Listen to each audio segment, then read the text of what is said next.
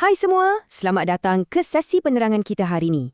Untuk anda yang memang suka menggali ilmu, anda pasti teruja dengan topik kali ini.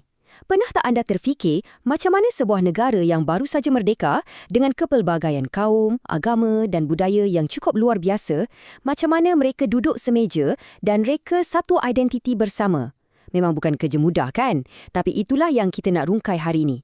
Kita akan lihat macam mana dasar kebudayaan kebangsaan kita bertindak sebagai satu plan tindakan atau blueprint untuk satukan masyarakat majmuk di bawah satu identiti yang kukuh. Tapi sebelum tu, cuba hayati betul-betul kata-kata ni.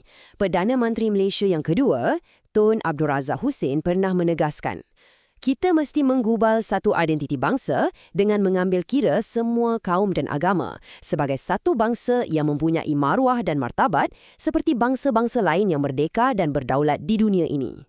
Dengar tak betapa beratnya tanggungjawab tu? Ini bukan sekadar ucapan biasa. Ini soal maruah. Ini soal membina watak sebuah negara yang berdaulat supaya kita tahu siapa diri kita dan bagaimana dunia luar patut pandang kita. Okey, jom kita selami perkara ni. Dalam sesi perkongsian ni, kita ada 5 stesen utama. Kita akan mulakan dengan keperluan membentuk identiti bangsa. Kemudian kita soroti sejarah Kongres Kebudayaan Kebangsaan, diikuti dengan 3 tunjang budaya kebangsaan. Selepas tu, kita lihat kesinambungan resolusi ke masa kini dan akhir sekali cerminan identiti kita bersama. Kita masuk bahagian pertama, keperluan membentuk identiti bangsa atau keperluan untuk identiti nasional. Jadi, poin yang paling kritikal kat sini ialah kenapa dasar ini wujud pada mulanya. Bayangkan, Malaysia pada waktu tu, kita ada pelbagai lapisan masyarakat bermacam-macam bahasa dan amalan budaya yang berbeza. Memang mencabar nak wujudkan perpaduan. Jadi, dasar kebudayaan kebangsaan ini bukan sekadar teori atas kertas tau. Ia adalah satu garis panduan yang sangat praktikal. Ia ibarat kompas untuk bantu masyarakat bentuk dan yang paling penting, pertahankan identiti mereka sebagai warga negara Malaysia. Seterusnya, bahagian kedua. Mari kita menelusuri sejarah di sebalik Kongres Kebudayaan Kebangsaan ini. Mari kita lihat macam mana asas dasar ni terbina.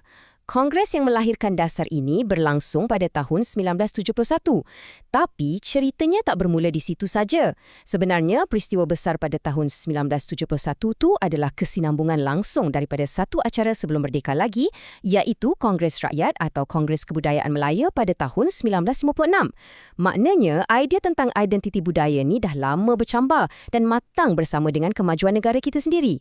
Dan ini jelas menunjukkan betapa seriusnya usaha tersebut.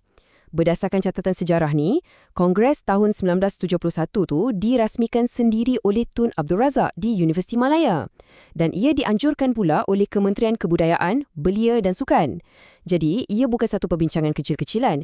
Ini adalah satu usaha besar-besaran, gabungan antara pihak tertinggi kerajaan dan golongan akademik untuk membina sebuah negara bangsa. Bergerak ke bahagian ketiga, kita akan bongkar 3 tunjang budaya kebangsaan. Ini adalah 3 tiang utama dasar tersebut. Sekarang, apa yang betul-betul menarik kat sini ialah, cuba bayangkan dasar ni sebagai sebuah rumah. Ia berdiri kukuh atas 3 tiang utama. Tiang pertama, ia mesti berteraskan kebudayaan rakyat asal rantau Melayu. Ini adalah akar umbinya. Tiang kedua pula unsur kebudayaan lain yang sesuai diterima sebagai elemen penting. Nampak tak? Ia sangat terbuka kepada integrasi dan kepelbagaian asalkan ia harmoni. Dan tiang ketiga, Islam menjadi unsur yang penting dalam pembentukannya. Keseimbangan antara ketiga-tiga elemen inilah akar pribumi, penerimaan pelbagai kaum dan nilai-nilai agama yang menjadikan plan tindakan ini sangat utuh. Masuk ke bahagian keempat, kita ada kesinambungan resolusi ke masa kini, iaitu penegasan semula dalam konteks moden. Anda mungkin terfikir, alah ini dasar tahun 1971 mesti dah tinggal sejarah berdebu je kan?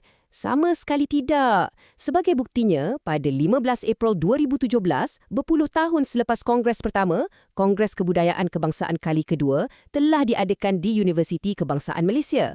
Perjumpaan semula para cendekiawan dan pemimpin masyarakat ni membuktikan yang plan pembinaan negara kita tak pernah berhenti. Ia adalah satu proses yang sentiasa hidup dan relevan dengan peredaran zaman.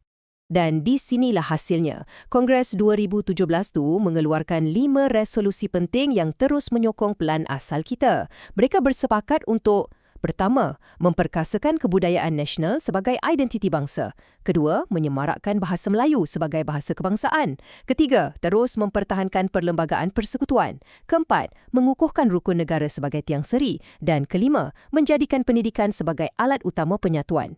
Kesemua elemen ini saling berkait rapat dari segi bahasa, undang-undang sehinggalah ke sistem pendidikan bagi memastikan wawasan identiti kebangsaan kita terus kukuh pada hari ini. Akhir sekali, bahagian kelima, cerminan identiti kita bersama. Kita dah kupas sejarah, struktur dan resolusi moden dasar ini. Tapi sejujurnya, semua fakta ni takkan bawa makna kalau kita sendiri tak ambil bahagian. Dasar ini mencerminkan kita semua. Jadi, saya nak tinggalkan anda dengan satu persoalan yang patut kita renungkan bersama. Bagaimanakah kita mengekalkan identiti ini pada hari ini? Ini bukan lagi tentang menghafal buku teks. Ini tentang tindakan kita.